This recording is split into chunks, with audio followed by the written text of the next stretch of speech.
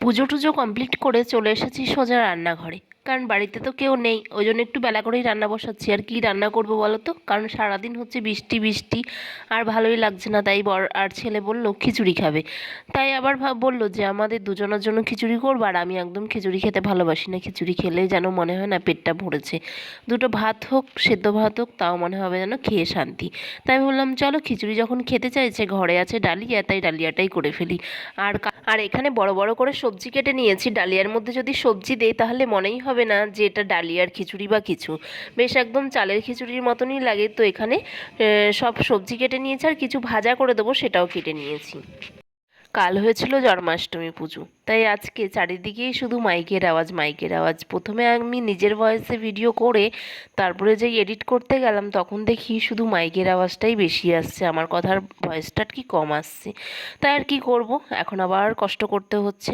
তো চলো, এদিকে যে ডালিয়া বসিয়ে দিয়েছি, আগে সবজিটাকে ভাজা ভাজা করে তারপরে হচ্ছে গিয়ে পরে হচ্ছে দিলাম ডালিয়া। আর হচ্ছে গিয়ে মুসুরি ডাল দিয়ে করছি, কারণ মুগ ডাল মটর ডাল একদম ভালো লাগে না, মানে ওরা পছন্দ করে না। মুসুর ডাল দিয়েই হচ্ছে গিয়ে ডালিয়াটা খেতে বেশি ভালোবাসে। তো এখানে ভালো করে কষিয়ে টষিয়ে দিয়ে দেবো প্রেসারে।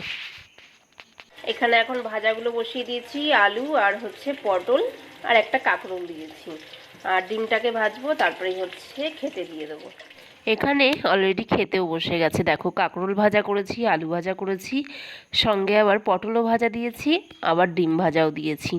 তো তাই জিজ্ঞেস করছি বাবু কেমন হয়েছে, বলছে দারুণ হয়েছে খেতে।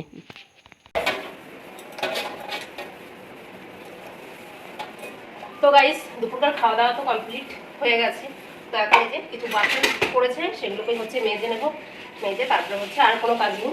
আর কি কাজ থাকবে বলো, তিনজন মাত্র মানুষ, একজন হচ্ছে খেয়ে বেরিয়ে গেল, এখন আমি আর ছেলেই হচ্ছে বাড়িতে আছি। তো এখন আমরা এই বাসন টাসন মেজে হচ্ছে কি দুজনে একটা টানা ঘুম দেবো।